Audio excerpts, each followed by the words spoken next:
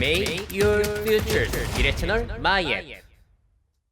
네, 안녕하세요. 미래캐스터 홍준원입니다. 제가 한 8개월 전이네요. 최신 트렌드들이 교육과 진로에 미치는 영향이라고 게시물을 올렸는데 많은 분들이 이제 공감도 해주시고 강의도 불러주셨거든요. 메타버스, NFT 뭐 이런 것들이 어떤 영향을 미치는가.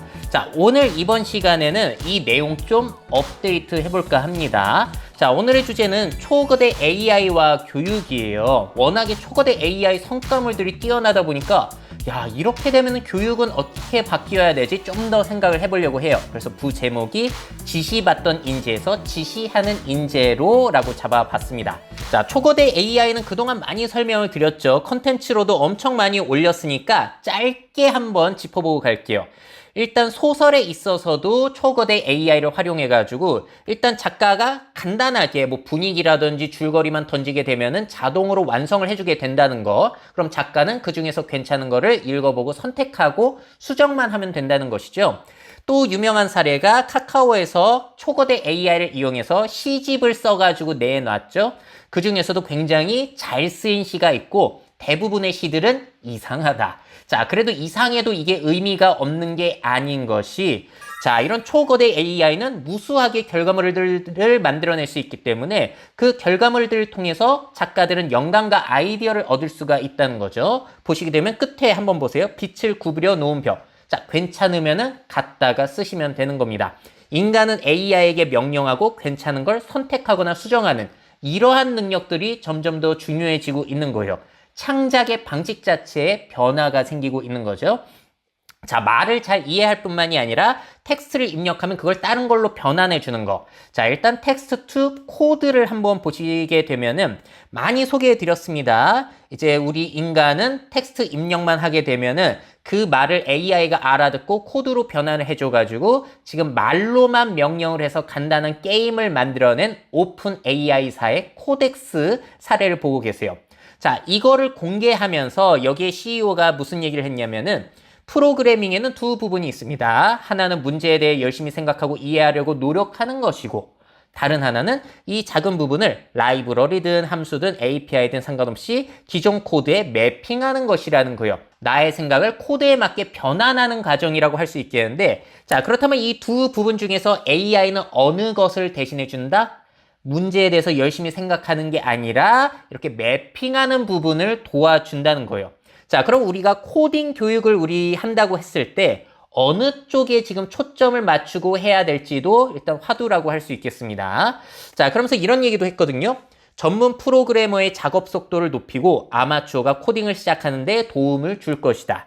자, 결국에는 코딩 자체보다는 앞으로 뭐가 중요해지는 거죠? 문제 해결 능력, 창의성, 호기심. 이런 역량들이 더욱더 프로그래머들에게 중요해진다라고도 볼 수 있는 거예요. 자, 일반 사람들은 복잡한 코딩을 몰라도 AI에게 요구를 해서 원하는 것을 수행하게 되는 그런 시대가 한 10년, 20년 뒤에는 훨씬 더 발전이 되어 있지 않겠냐는 겁니다. 자, 그리고 많이 소개해드렸던 텍스트 투 이미지. 내가 상상한 것을 명령하기만 하면은 이렇게 생성을 해주는 거죠. 고대 로마의 스파이더맨. 너무나 우수 사례였던 것 같고요. 자, 그리고 전에도 소개해드렸던 이건 아웃 페인팅 기능. 그림의 테두리 밖을 상상해가지고 자연스럽게 이어서 달리가 생성을 해주고 있는 모습입니다. 심지어 이렇게 만든 이미지가 미술 대회에서 사람들을 제치고 1위를 차지해서 굉장히 화제가 되기도 했었죠. 그림 실력도 중요하지만 그래서 발상 능력들이 훨씬 더 중요해지고 있는 것 같아요. 자, 그래서 관련해가지고 제가 또 소개를 해드렸던 게 초거대 AI를 이용해서 우리나라 대구에서 전시회가 열리기도 했죠. 시민들이 모여가지고 세대 갈등에 대해서 이야기를 한 다음에 그 생각을 텍스트로 명령을 해가지고 이렇게 그림을 만들고 전시를 했다라는 거. 자, 그만큼 상상력과 발상, 그런 것들이 오히려 더 중요해지고 있는 것 같습니다. 자, 근데 여러분들이 이런 달리라든지 이미지 생성 모델들을 활용해 보시게 되면은 좀 디테일하게 그려주는 걸 못 하거든요. 자, 앞으로 좀 더 디테일하게 생성을 하고 싶다면 이런 방식도 있습니다. 자, 구체적으로 저렇게 구도를 내가 정해주는 거예요. 토끼가 저기 있고, 불공은 여기 있고, 풀은 여기 있다. 이렇게 쓱쓱 해주게 되면은 거기에 맞춰가지고 생성을 해주는 것까지 엔비디아에서 최근 연구 중에 있고 다른 곳에서도 하고 있거든요. 그래서 이런 식으로 점점 더 디테일하게 나의 상상력을 구체화해주는 초거대 AI 프로그램들, 모델들은 좋아지지 않겠냐는 거예요. 자, 그리고 제가 며칠 전에 공개했던 텍스트 투 비디오. 아예 이미지를 넘어서서 동영상까지도 저렇게 생성을 해주는 것들이 늘어나고 있기 때문에 자, 그래서 기존의 데이터들을 학습해서 뭔가 조합물을 생성해주는 기술이 자꾸 좋아지고 있는 거예요. 다른 말로 하자면은 아이들의 상상력을 현실화하는 것이 점점 편리해지고 있다는 것이죠. 자, 그래서 초거대 AI를 이용한 새로운 창작 방식 이렇게 바뀔 것 같다는 거예요.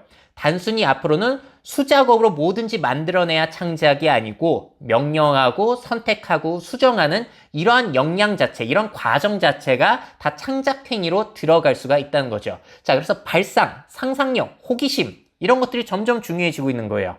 자, 지금 간단하게 정리를 해드렸는데 이 사례 하나하나씩 자세하게 보시려면은 유튜브에서 미래 채널 초거대 AI 치시면은 많이 나오고요. 제 채널 아니더라도 초거대 AI 하면 여기저기서 많이 나올 겁니다. 자, 그러면 이제 본격적으로 초거대 AI의 발전 상황을 우리가 고려해 봤을 때 그럼 어떤 교육을 해야 되는가? 자, 이제 감이 다 오셨죠. 일단 한마디로 정리를 해 보자면은 결국 이거예요. 상상하고 지시하게 하라. 자, 이러한 역량들을 길러주는 게 초거대 AI의 발전과는 상당히 연관이 되어서 중요하다고 볼 수 있겠습니다. 자, 그래서 전환이 되는 게 뭐가 있냐면은 예전에는 시키는 것만 수행하는 능력이 굉장히 중요했죠. 자, 앞으로는 어떤 능력? 상상하고 기획하고 명령하는 능력이 훨씬 중요해지고 있는 것 같습니다. 자, 그래서 이런 변화를 제가 한번 아이콘으로 표현을 해봤어요. 예전에는 지시하는 소수의 사람이 있고 그 지시를 받아가지고 수행하는 다수의 사람들이 있었죠. 근데 자동화가 진행이 되면서 이렇게 지시를 받아서 하던 사람들의 일자리는 뭐 AI라든지 로봇이라든지 다양한 첨단 기술들로 대체가 되고 있습니다. 자, 그러면은 이렇게 일자리가 사라지기만 하고 나쁜 일만 펼쳐지는 것인가? 아닙니다. 누가 늘어나는 거죠, 대신에? 지시를 하는 사람들은 오히려 늘어날 수가 있다는 거예요. 내가 상상한 것들을 AI, 로봇, 3D 프린터, 드론 뭐 이런 것들을 이용해 가지고 상상한 것들을 현실화할 수 있는 사람들은 늘어날 수가 있다는 겁니다. 지시하는 사람들이 늘어난다. 자, 그러면 어떤 인재를 양성해야 된다? 남이 지시하는 것을 수행하는 인재를 양성하는 교육이 아니라 앞으로는 지시하는 인재, 지시하는 능력을 길러주는 게 상당히 중요해지는 거죠. 예전엔 정말로 이렇게 선생님들이 외우라는 걸 외우고 문제 풀라는 거 풀고 쓸데없는 짓 하지 말고 그렇게 좋은 대학 가가지고 교수님 말 잘 듣고 회사가 원하는 걸 준비해가지고 대기업 들어가게 되면은 상사가 시키는 것을 잘 수행하는 인재를 길러내는 게 교육의 우선 과제였던 시절이 있었죠.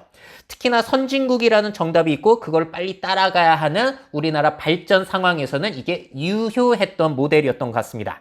자, 근데 AI가 인간의 인지 능력을 따라하면서 상황이 바뀌고 있는 거죠. 이제는 이런 쪽에 초점을 두고서 우리가 인재를 길러가는 게 아니라 어느 쪽? 이제는 이쪽에 있는 사람들을 길러가야 되는 거죠. 각종 발달하고 있는 첨단 도구들을 활용해가지고 지시하고 자기가 상상하는 것들을 현실로 만들어갈 수 있는 인재를 길러가는 쪽으로 초점을 당연히 맞추어 가야 된다는 거예요. 결국에는 이러한 인재들이 늘어나야 되지 않겠냐는 겁니다. 자, 물론 이러한 사회에서 이런 유용한 AI 도구, 로봇을 개발하는 사람도 필요해요. 하지만 미래 수많은 직업들에서 그런 걸 개발하는 사람은 다수인가요? 소수인가요? 여전히 소수일 거고요. 자, 그래서 소수가 좋은 도구들을 만들어내면은 대부분의 사람들은 각자의 분야에서 그런 것들을 잘 활용하는 능력이 훨씬 더 중요하지 않을까. 자, 그래서 보편적인 미래 교육은 그런 개발자들을 집중해서 양성하는 게 아니라 그런 첨단 도구들을 자신의 분야에서 잘 활용하는 역량을 길러주는 게 보편적인 미래 교육이라고 저는 많이 주장을 합니다.